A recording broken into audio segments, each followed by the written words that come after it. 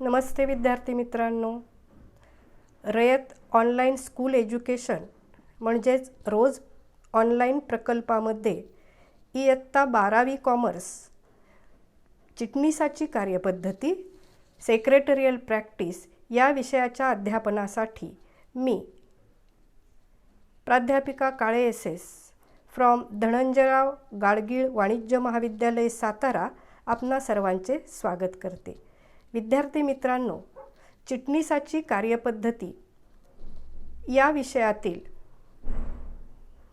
घटक 2 संस्थात्मक वित्तव्यवस्थेचे स्रोत सोर्सेस ऑफ कॉर्पोरेट फायनान्स यामधील उपघटक 2.1 मालकीच्या भांडवलाचे स्रोत सोर्सेस ऑफ ओन्ड कॅपिटल या घटकाच्या अभ्यासाला आपण सुरुवात केलेली आहे. या आधीच्या तासामध्ये तुम्ही भाग आणि भागांची वैशिष्ट्ये अभ्यासली आहेत. आज आपण भागांचे प्रकार काइंड्स ऑफ शेअर्स यातील समहक्क भाग, अर्थ आणि वैशिष्ट्ये यांचा सविस्तर अभ्यास करणार आहोत. पण तत्पूर्वी संस्थात्मक वित्त व्यवस्थापनाचे स्रोत या घटकातील काही भाग आपण उजळणी स्वरूपामध्ये पाहणार आहोत.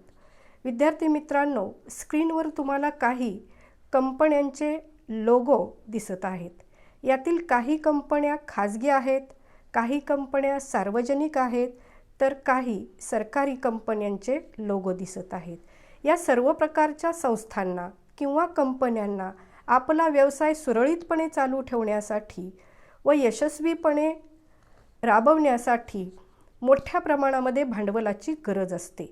कारण व्यवसायातील कोणतीही ॲक्टिव्हिटी भांडवलाशिवाय पूर्ण होऊ शकत नाही. मग त्यामध्ये कच्च्या मालाची खरेदी असू देत, मोठ्या प्रमाणामध्ये लागणारी यंत्रसामग्री असू देत, किंवा त्यासाठी लागणारा दैनंदिन स्वरूपाचा खर्च असू देत, या सर्व प्रकारच्या खर्चासाठी कंपन्यांना स्थिर भांडवल आणि खेळते भांडवल या दोन्ही भांडवलाची गरज असते. याआधीच्या घटकामध्ये तुम्ही भांडवल संरचनेचा अभ्यास केलेला आहे. व भांडवल संरचना म्हणजे काय, तर मालकीचे भांडवल आणि कर्जाऊ भांडवल या दोन्हीचे प्रमाणबद्ध असे मिश्रण याला आपण भांडवल संरचना म्हणतो. मग या प्रकारच्या खाजगी किंवा सार्वजनिक कंपन्यांना प्रवर्तनावस्थेपासून म्हणजेच सुरुवातीच्या स्थापनेपासून ते प्रत्यक्ष व्यवसाय सुरळीत चालू होईपर्यंत भांडवलाची मोठ्या प्रमाणामध्ये गरज असते. आणि ही गरज भागवण्यासाठी कंपनीने भांडवलाची संरचना करणे गरजेचे असते. आणि त्या संरचनेनुसार आराखड्यानुसार भांडवलाच्या उभारणीचे कोणकोणते मार्ग उपलब्ध आहेत याचा अभ्यास करणं गरजेचं असतं. त्यानुसार आपण जो अभ्यास करणार आहोत तो करणार आहोत संयुक्त भांडवली संस्था म्हणजेच जॉईंट स्टॉक कंपनीचा. विद्यार्थी मित्रांनो, स्क्रीनवर तुम्हाला काही भांडवल उभारणीचे स्रोत दिसत आहेत. संयुक्त भांडवली संस्थेला म्हणजेच कंपनीला अनेक मार्गांनी आपल्या भांडवलाची उभारणी करता येते. मग त्यामध्ये शेअर्स म्हणजे भाग भांडवल उभारता येते. नेहमीचा मार्ग बँक लोन म्हणजे बँकेचं कर्ज घेता येते. भारत सरकारने काही विशेष अशा फायनान्शियल इन्स्टिट्यूशन स्थापन केलेल्या आहेत, त्यांच्यामार्फत कर्ज घेता येते. किंवा डिबेंचर म्हणजेच कर्ज रोख्यांची विक्री करून भांडवलाची उभारणी करता येते. या विविध भांडवल उभारणीच्या स्रोतांचा एक तक्ता आपण या ठिकाणी पाहणार आहोत, जो तुम्ही आधीही पाहिलेला आहे. व वित्त पुरवठा म्हणजेच भांडवल पुरवठ्याचे कोणकोणते स्रोत आहेत. विद्यार्थी मित्रांनो, या स्रोताचे प्रामुख्याने 2 भाग आहेत. एक आहे मालकीचे भांडवल आणि दुसरा आहे कर्जाऊ भांडवल. मालकीच्या भांडवलाचे पुन्हा 2 भाग पडतात, भाग आणि प्रतिधारण नफा. भागांचे पुन्हा 2 भाग पडतात, समहक्क भाग आणि अग्रहक्क भाग. म्हणजेच कंपनीला मालकीचे भांडवल उभारण्यासाठी हे स्रोत उपलब्ध आहेत. तर कर्जाऊ भांडवल, कारण कंपनीला फक्त मालकीचे भांडवल पुरेसे ठरत नाही, तर कर्जाऊ भांडवल हे पूरक भांडवल म्हणून सुद्धा गरजेचे असते.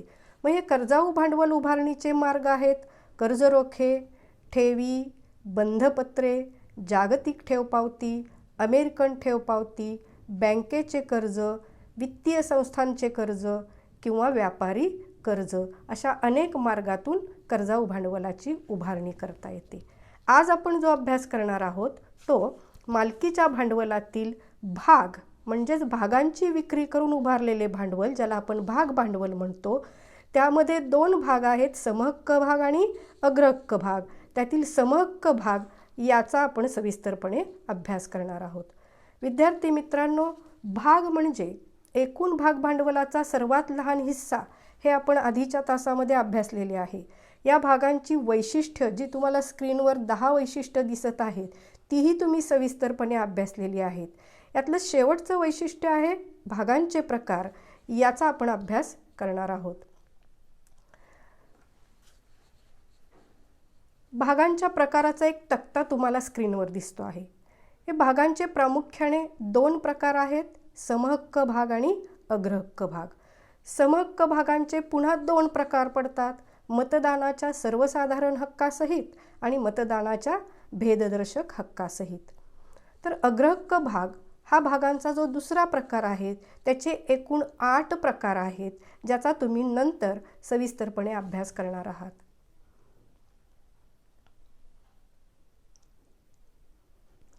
आज आपण मालकीच्या भांडवलाच्या स्रोतापैकी समहक्क भाग, ज्याला साधारण भाग असेही म्हटले जाते, तर इंग्रजीमध्ये इक्विटी शेअर्स किंवा ऑर्डिनरी शेअर्स असं म्हटलं जातं.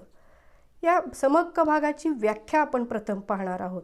विद्यार्थी मित्रांनो, ज्या वेळेला परीक्षेमध्ये तुम्हाला समहक्क भाग म्हणजे काय हा प्रश्न विचारला जातो, त्यावेळी त्याची व्याख्या, विशेषतः कंपनी कायद्यानुसार असणारी व्याख्या आहे तशी लिहिणं अत्यंत आवश्यक असतं. त्यानुसार कंपनी कायदा 2013 कलम 43 नुसार समहक्क भाग म्हणजे असे भाग जे अग्रहक्क भाग नसतात. म्हणजेच आपल्याला आता अग्रहक्क भाग म्हणजे काय हे पाहणं गरजेचं आहे आणि त्यामध्ये आपल्याला या व्याख्येची 2 वैशिष्ट्ये अभ्यासायची आहेत. ती वैशिष्ट्य म्हणजे, पहिलं वैशिष्ट्य आहे की अग्रहक्क भागांना लाभांश दिल्यानंतर समहक्क भागांना लाभांश दिला जातो. याचाच अर्थ भागांच्या 2 प्रकारातील अग्रहक्क भाग, अग्र म्हणजे प्रथम, हक्क, ज्या भागांना प्रथम हक्क दिला जातो त्या भागांना अग्रहक्क भाग म्हणतात. मग अग्रहक्क भागांना लाभांश दिल्यानंतर समहक्क भागांना लाभांश दिला जातो, हे व्याख्येतलं पहिलं वैशिष्ट्य आहे. मग आता लाभांश म्हणजे काय? तर विद्यार्थी मित्रांनो, लाभांशला इंग्रजीमध्ये डिव्हिडंड म्हणतात. आणि लाभांश शब्दाची जर फोड आपण पाहिली तर लाभ अधिक अंश, लाभ म्हणजे प्रॉफिट, अंश म्हणजे पार्ट. प्रॉफिटचा एक छोटासा पार्ट, अंश, याला लाभांश म्हटलं जातं. अग्रहक्क भागधारकांबरोबरच समहक्क भागधारक हे कंपनीला भाग भांडवलाचा पुरवठा करतात आणि म्हणून त्यांनी भाग भांडवल पुरवल्याबद्दल मिळालेल्या नफ्यातील काही हिस्सा त्यांना रिटर्न म्हणून, परतावा म्हणून देणं आवश्यक असतं. त्याला लाभांश म्हटलं जातं. हा लाभांश समहक्क भागधारकांच्या आधी अग्रहक्क भागधारकांना दिला जातो. हे समहक्क भागांचे एक वैशिष्ट्य आहे. आणि दुसरं वैशिष्ट्य आहे, कंपनी विसर्जनानंतर भांडवल परतफेडीसाठी समहक्क भागधारकांना अग्रहक्क दिला जात नाही. कंपनी विसर्जन म्हणजे कंपनी बंद होणे, कंपनीचा व्यवसाय बंद करणे. मग कंपनी विसर्जनाच्या वेळी जे गुंतवणूकदार आहेत त्या गुंतवणूकदारांची, कर्जाऊ गुंतवणूकदारांची रक्कम आधी किंवा भांडवल आधी परत केलं जातं. त्यानंतर अग्रहक्क भागधारकांचं भांडवल परत केलं जातं व सर्वात शेवटी कोणाचं दिलं जातं भांडवल परत? तर समहक्क भागधारकांचं. म्हणून समहक्क भागाच्या व्याख्येनुसार ही त्याची 2 वैशिष्ट्ये आहेत. समहक्क भाग आहेत, हे समहक्क भाग म्हणजे कंपनीच्या भांडवल पुरवठ्याचा प्राथमिक आणि मूलभूत असा महत्त्वाचा स्रोत आहे. कारण कंपनी ज्या वेळेला स्थापन होते त्यावेळेला प्रवर्तनावस्थेपासून कंपनीला भागांची विक्री करून भांडवल उभारता येत असते आणि म्हणून हा प्राथमिक व मूलभूत भांडवलाचा महत्त्वाचा स्रोत मानला जातो. याचबरोबर जे लोक भाग खरेदी करतात त्याला आपण भागधारक म्हणतो. मग हे भागधारक जे आहेत ते मालमत्ता, कंपनीची मालमत्ता, ज्याला आपण ॲसेट असं संबोधतो, त्या कंपनीचे मालमत्ता व लाभांशाचे अवशेष भागांचे हक्कदार म्हणजेच रेसिड्युअल क्लायमंट्स असं त्यांना म्हटलं जातं. कारण मगाशीच आपण पाहिलं की समहक्क भागधारकांना सर्वात शेवटी लाभांश दिला जातो, त्याचबरोबर त्यांच्या भांडवलाची परतफेडही सर्वात शेवटी केली जाते आणि म्हणून त्यांना मालमत्ता व लाभांशाचे अवशेष भागाचे हक्कदार असं म्हटलं जातं. समहक्क भांडवल हे साहसी भांडवल किंवा जोखमीचे भांडवल आहे असंही म्हटलं जातं. याला रिस्क कॅपिटल असं म्हटलं जातं. कारण समहक्क भागधारकांना जो लाभांश दिला जातो तो कंपनीच्या नफ्यावर अवलंबून असतो. कंपनीला नफा जास्त झाला तर जास्त नफा दिला जातो, कंपनीला कमी नफा झाला तर कमी नफा दिला जातो, कंपनीला तोटा झाला तर या भागधारकांना लाभांश दिला जात नाही. कंपनी बंद पडली आणि पुरेशी रक्कम भांडवल परतफेडीसाठी नसेल तर या भागधारकांचे भांडवल परतफेड होत नाही. म्हणून या भांडवलाला जोखमीचे किंवा साहसी भांडवल म्हटलं जातं. आणि ज्या लोकांनी हे भाग खरेदी केलेले आहेत त्या लोकांना किंवा समहक्क भागधारकांना खरा जोखीम पत्करणारा किंवा रिस्क बेअरर असं म्हटलं जातं. यानंतर आपण समहक्क भागांची वैशिष्ट्ये पाहणार आहोत. विद्यार्थी मित्रांनो, ही वैशिष्ट्ये आपणाला एकूण 13 प्रकारची पाहायची आहेत. त्यातलं पहिलं समहक्क भागांचं वैशिष्ट्य आहे कायमस्वरूपी भांडवल म्हणजेच परमनंट कॅपिटल. विद्यार्थी मित्रांनो, ज्या वेळेला तुम्हाला हा प्रश्न सविस्तर स्वरूपाचा दीर्घोत्तरी स्वरूपाचा लिहायचा आहे त्यावेळेला सर्व प्रकारचे 13 वैशिष्ट्ये आहेत ती पाठ करायची नाहीत, तर मुख्य जी वैशिष्ट्ये आहेत ती पाठ करायची आणि त्या वैशिष्ट्यामधील ठराविक शब्द आहेत ते शब्द मात्र आपल्याला लक्षात ठेवायचे आहेत आणि त्या शब्दांच्या आधारे आपल्याला प्रत्येक मुद्दा स्पष्ट करायचा आहे. मग कायमस्वरूपी भांडवल किंवा परमनंट कॅपिटल यामध्ये आपल्याला 2 शब्द लक्षात ठेवायचे आहेत की समहक्क भाग हे न परतफेडीचे भाग असतात. न परतफेडीचे भाग म्हणजे कंपनीच्या अस्तित्वापर्यंत, कंपनी जोपर्यंत चालू आहे तोपर्यंत हे भाग भांडवल परत केले जात नाही. मग हे भाग भांडवल परत न केल्यामुळं कंपनीला ते दीर्घ काळापर्यंत व्यवसायात वापरता येतं, म्हणून याला दीर्घ मुदतीचे किंवा कायमस्वरूपी भांडवल म्हणतात.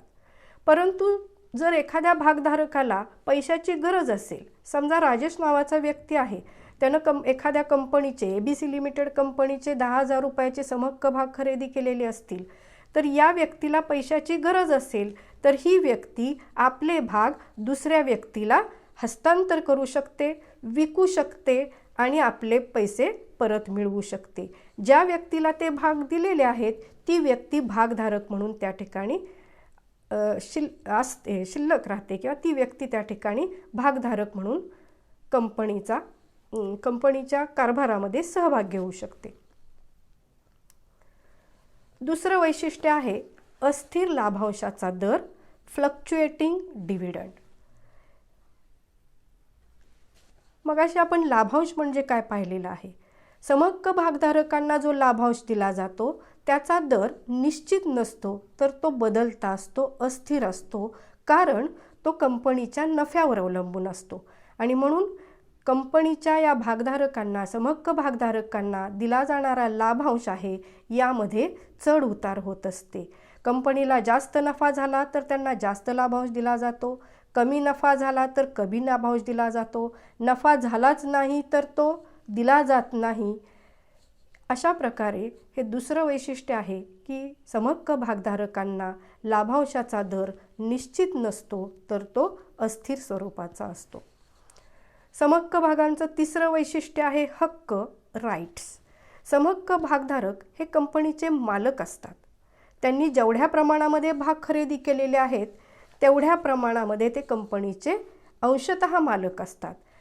तरीसुद्धा प्रत्येक समहक्क भागधारकाला विशिष्ट हक्क त्या ठिकाणी दिले जातात. त्यातला पहिला हक्क आहे मतदानाचा हक्क. समहक्क भागधारकांना मतदानाचा हक्क असतो. हा मतदानाचा हक्क त्याने खरेदी केलेल्या भागांच्या प्रमाणामध्ये असतो. एखाद्या व्यक्तीने एक भाग खरेदी केलेला असेल तर त्याला एका मतदानाचा हक्क असतो. एखाद्या व्यक्तीने 100 भाग खरेदी केलेले असतील तर त्याला 100 मतदान देण्याचा अधिकार असतो. मग हा मतदानाचा अधिकार वापरून समहक्क भागधारक आपले प्रतिनिधी निवडतात. त्या प्रत्येक प्रतिनिधीला संचालक म्हणतात आणि अनेक संचालक मिळून संचालक मंडळ तयार होते, ज्यांच्यामार्फत कंपनीचा कारभार चालवला जातो. हा समहक्क भागधारकांचा पहिला महत्त्वाचा हक्क आहे. दुसरा हक्क आहे नफ्यातील सहभागाचा हक्क, म्हणजेच लाभांश मिळण्याचा हक्क. समहक्क भागधारकांना कंपनीने मिळवलेल्या नफ्यामध्ये सहभागाचा हक्क असतो. कंपनीला जास्तीत जास्त नफा मिळाला तर या भागधारकांना जास्तीत जास्त लाभांश मिळतो. तिसरा हक्क आहे लेखापुस्तकाच्या तपासणीचा हक्क. विद्यार्थी मित्रांनो, लेखापुस्तके म्हणजेच बुक्स ऑफ अकाउंट्स.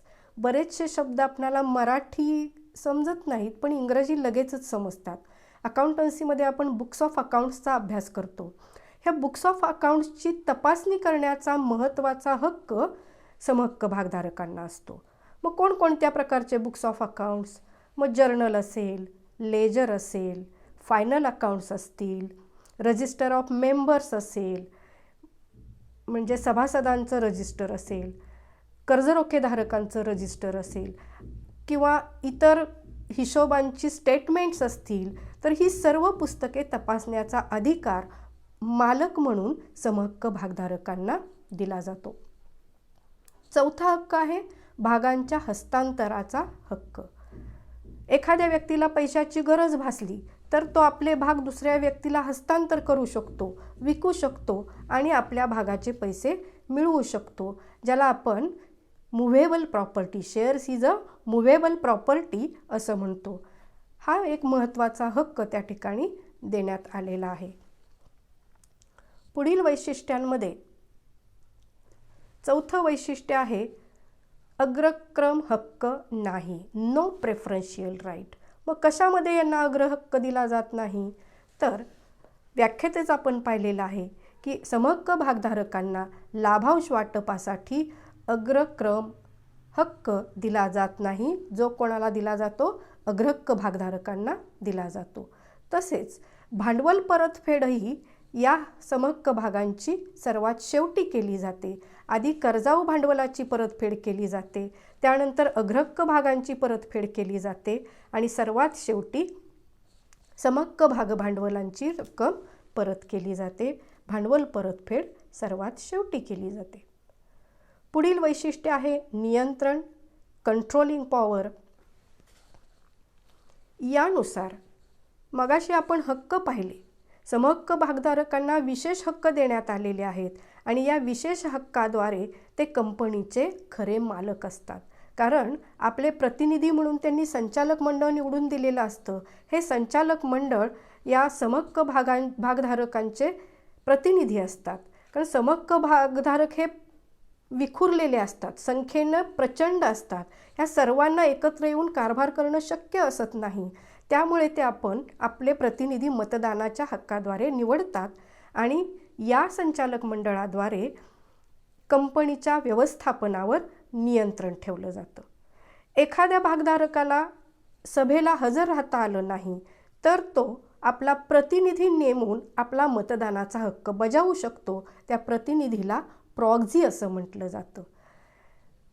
अशा प्रकारे समहक्क भागधारक कंपनीच्या व्यवस्थापनावर, कंपनीच्या कारभारावर, दैनंदिन व्यवस्थापनावर नियंत्रण ठेवण्याचं काम करतात आणि म्हणून त्यांना कंपनीचे खरे मालक असं म्हटलं जातं. यानंतरचं समहक्क भागांचं वैशिष्ट्य आहे ते म्हणजे जोखीम, रिस्क. समहक्क भागधारक हे कंपनीला एखाद्या वेळी जर काही आर्थिक संकट निर्माण झालं किंवा भांडवली तोटा झाला तर तो तोटा किंवा ते आर्थिक संकट पेलायला समहक्क भागधारक तयार असतात आणि म्हणून त्यांना रिस्क बेरर असं त्या ठिकाणी म्हटलं जातं. आर्थिक संकटाच्या काळामध्ये इतर कोणतेही भागधारक जबाबदारी उचलत नाहीत किंवा जोखीम उचलत नाहीत, तर अशा वेळी हे समहक्क भागधारक आर्थिक संकट पेलायला तयार असतात. कमी नफा झाला कमी लाभांश घेतात, जास्त नफा झाला जास्त नफा मिळतो, परंतु नफा झालाच नाही तर यांना लाभांश दिला जात नाही. यानंतरचं वैशिष्ट्य आहे अवशेष भागाचे दावेदार म्हणजेच रेसिड्युअल क्लायमंट्स. याचा अर्थ असा की कंपनीच्या कर्जाऊ भांडवल पुरवठा करणाऱ्यांची रक्कम, अग्रहक्क भागधारकांची भांडवल परतफेड केल्यानंतर जर काही त्या ठिकाणी रक्कम शिल्लक राहिली तर ती मिळण्याचा दावा कोणाला करता येतो? समहक्क भागधारकांना करता येतो. आणि म्हणून त्यांना अवशेष भागाचे दावेदार किंवा उर्वरित भागांचे दावेदार असं म्हटलं जातं. कंपनीची जी काही मिळकत आहे, जो काही नफा आहे, त्या नफ्यावर अंतिम दावा करण्याचा अधिकार किंवा हक्क हा समहक्क भागधारकांना दिला जातो. यानंतरचे वैशिष्ट्य आहे कंपनीच्या मालमत्तेवर अधिकार नाही, नो चार्ज ऑन ॲसेट्स. याचा अर्थ असा की कंपनी जेव्हा कर्जाऊ भांडवल उभारते त्यावेळेला कंपनी आपला ॲसेटचा भाग किंवा इतर स्वरूपाची मालमत्ता तारण म्हणून त्या ठिकाणी देत असते. जर कंपनीनं हे भांडवल परत करता आलं नाही, समजा कंपनीनं बँकेचं कर्ज घेतलेलं आहे आणि ते कर्ज कंपनीला जर त्या ठिकाणी परतफेड करता आली नाही तर कंपनीनं जी काही मालमत्ता तारण म्हणून बँकेला दिलेली आहे ती तारण मालमत्ता बँक विकते आणि आपले भांडवल परत घेते किंवा आपण दिलेले जे काही कर्जाऊ भांडवल आहे त्याची रक्कम परत घेऊ शकते. परंतु समहक्क भागधारकांना मात्र अशा प्रकारे कंपनीच्या कोणत्याही मालमत्तेवर बोजा निर्माण करता येत नाही किंवा ती विकून आपले भांडवल किंवा भांडवलाची परतफेड घेता येत नाही. हा एक त्या ठिकाणी कंपनीचं वैशिष्ट्य आहे. पुढील वैशिष्ट्य आहे अधिक लाभांश किंवा बोनस भाग, बोनस इश्यू. बोनस इश्यू किंवा बोनस भाग म्हणजे काय तर कंपनीनं दरवर्षीच्या नफ्यातून काही ठराविक रक्कम बाजूला काढून ठेवलेली असते, त्याला राखीव निधी म्हणतात, रिझर्व्ह फंड म्हणतो आपण.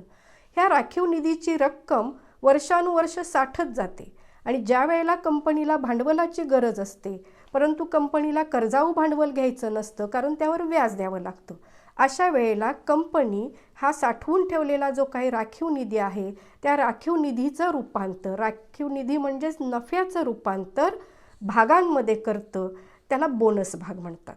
आणि हे जे भाग आहेत हे भाग फक्त समहक्क भागधारकांनाच दिले जातात आणि ते विनामूल्य दिले जातात, मोफत दिले जातात. जे कंपनीचे विद्यमान भागधारक आहेत ज्याला इंग्रजीमध्ये एक्झिस्टिंग इक्विटी शेअर होल्डर्स म्हणतात त्यांनाच हे बोनस भाग कंपनी देते. याला म्हटलं जातं बोनस भाग, विनामूल्य दिलेले बक्षीस असते. पुढील समहक्क भागांचं वैशिष्ट्य आहे ते म्हणजे हक्क भाग, राईट इश्यू. राईट इश्यू म्हणजे काय तर कंपनीला जेव्हा व्यवसायात वाढ करायची असते, व्यवसाय विस्तृत करायचा असतो, नवीन एखादा त्या ठिकाणी प्रकल्प सुरू करायचा असतो, अशा वेळेला कंपनी नवीन भाग विक्रीस काढते. मग हे नवीन भाग जेव्हा कंपनी विक्रीस काढते त्यावेळेला ते नवीन भाग खरेदी करण्याचं प्राधान्य किंवा हक्क समहक्क भागधारकांना असतो. त्यांनी आधी जेवढे भाग खरेदी केलेले आहेत तेवढ्या भागांच्या प्रमाणामध्ये हे भाग त्यांना खरेदी करण्यामध्ये प्राधान्य दिले जाते. अशा भागांना हक्क भाग किंवा राईट इश्यू असं म्हटलं जातं. हा अधिकार फक्त समहक्क भागधारकांनाच असतो. पुढील वैशिष्ट्य आहे दर्शनी मूल्य. दर्शनी मूल्य म्हणजेच फेस व्हॅल्यू. समहक्क भागांची किंमत अत्यंत कमी असते, कमी मूल्य असते, म्हणजेच ते 10 रुपये किंवा 1 रुपया एवढे देखील असते. याचा एक उद्देश असतो की समाजातील जास्तीत जास्त लोकांना हे भाग खरेदी करता यावेत, जास्तीत जास्त लोकांकडून भांडवलाची उभारणी करता यावी, या उद्देशाने या दर्शनी मूल्याची किंमत अत्यंत कमी असते. तुलनेने अग्रहक्क भागांच्या किमतीमध्ये जास्त रक्कम असते किंवा अग्रक्क भागांचे दर्शनी मूल्य हे अधिक असते, जास्त असते. पुढील वैशिष्ट्य आहे बाजार मूल्य किंवा मार्केट व्हॅल्यू. कंपनीने मिळवलेला एकूण नफा किंवा कंपनीनं घोषित केलेला लाभांश यानुसार कंपनीच्या भागांचे बाजार मूल्य निश्चित होत असते. ज्या प्रचंड नफा मिळवणाऱ्या कंपन्या आहेत त्या कंपन्यांच्या भागांचे दर्शनी मूल्य किंवा फेस व्हॅल्यू समजा 10 रुपये असेल, परंतु अशी कंपनी प्रचंड नफा मिळवत असेल तर त्या कंपनीचे बाजार मूल्य कदाचित 10 रुपयांपेक्षा अधिक असू शकते. 100 रुपये असेल, 200 रुपये असेल, 500 रुपये असेल, याला म्हटलं जातं मार्केट व्हॅल्यू. म्हणजेच कंपनीनं मिळवलेला एकूण नफा आणि कंपनी देत असलेला लाभांश यानुसार गुंतवणूकदार त्या कंपनीच्या भागांची मागणी करत असतात. मग मागणी गुंतवणूकदारांची जास्त असेल आणि कंपनीनं केलेला पुरवठा कमी असेल तर अशा वेळेला बाजार मूल्य हे वाढते. म्हणजेच या बाजार मूल्यामध्ये चढ उतार होत असते. पुढील वैशिष्ट्य आहे भांडवल वृद्धी. हे समहक्क भागांचं शेवटचं वैशिष्ट्य आहे, कॅपिटल ॲप्रिसिएशन. कंपनीला मिळणारा प्रचंड नफा यानुसार कंपनीच्या समृद्धीत वाढ होत असते. कंपनीला जास्तीत जास्त नफा मिळत असतो. ज्या कंपनीला जास्तीत जास्त नफा मिळतो ती कंपनी समहक्क भागांना जास्तीत जास्त लाभांश देते. यामुळे कंपनीच्या प्रतिष्ठेत वाढ होते आणि कंपनीची पत वाढली, कंपनीची प्रतिष्ठा वाढली, नफा वाढला की आपोआपच त्या कंपनीच्या भागांची मागणी देखील वाढते आणि मागणी वाढली की कंपनीच्या भांडवलामध्ये वाढ होते. हे समहक्क भागांचं शेवटचं वैशिष्ट्य सांगितलं जातं. यानंतर समहक्क भागांचे प्रकार सांगितलेले आहेत. या प्रकारांमध्ये 2 प्रकार आपण तक्त्यामध्ये सुद्धा पाहिले होते. त्यातला पहिला आहे मतदानाच्या सर्वसाधारण हक्कासहित आणि दुसरा आहे मतदानाच्या भेददर्शक हक्कासहित. यानुसार कंपनीच्या समहक्क भागधारकांचे जे आपण हक्क पाहिलेले आहेत ते सर्वसाधारण हक्क ज्यांना मिळालेले आहेत तो समहक्क भागांचा पहिला प्रकार. तर दुसरा प्रकार मतदानाच्या भेददर्शक हक्कासहित. यामध्ये कंपनी कायदा व नियम 2014 यातील नियम 4 यानुसार सर्व साधारण हक्कापेक्षा वेगळे काही हक्क समहक्क भागधारकांना दिले जातात. त्या भागांना म्हटलं जातं मतदानाच्या भेददर्शक हक्कासहित असणारे समहक्क भाग. विद्यार्थी मित्रांनो, अशा प्रकारे आज आपण समहक्क भाग म्हणजे काय, समहक्क भागांची वैशिष्ट्ये कोणती आहेत हे सविस्तरपणे अभ्यासलेले आहे. परीक्षेच्या दृष्टीने यावर कोणते प्रश्न विचारले जाऊ शकतात तर विद्यार्थी मित्रांनो, आपल्या प्रश्नपत्रिकेतला 8वा प्रश्न जो दीर्घोत्तरी स्वरूपाचा असतो यामध्ये तुमच्या टेक्स्टबुकमधील काही ठराविक घटकांवरील प्रश्न विचारले जातात. त्यातील हा एक महत्त्वाचा आज आपण शिकलेला घटकाचा मुद्दा आहे समहक्क भाग. यावर 8 गुणांसाठी प्रश्न विचारला जातो. समहक्क भाग म्हणजे काय, त्याची वैशिष्ट्ये स्पष्ट करा. आणि दुसरा एक प्रश्न लघुत्तरी स्वरूपाचा या घटकावर विचारला जातो, तो म्हणजे खालील विधान सकारण स्पष्ट करा. यामध्ये समहक्क भागधारक हे कंपनीचे खरे मालक व नियंत्रक असतात. 4 गुणांसाठी विचारला जाण्याची शक्यता असते. यामध्ये तुम्हाला मग समहक्क भागधारक हे कंपनीचे खरे मालक कसे असतात आणि ते आपल्या हक्कांच्या आधारे कंपनीचे नियंत्रक कसे असतात याची कमीत कमी 4 कारणं तुम्हाला लिहिणं अपेक्षित आहे. तर या पद्धतीनं समहक्क भाग, अर्थ आणि वैशिष्ट्ये याचा आज आपण अभ्यास केलेला आहे. थँक्यू.